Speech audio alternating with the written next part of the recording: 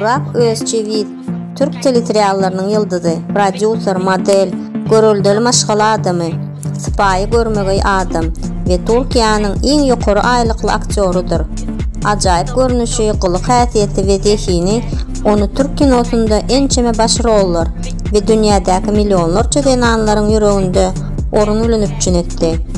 Türk ýyldyzy diňe özüne çekici daş keşfi bilen däl, eýsem partlaýjy häsiýeti bilen hem tapawutlanýar.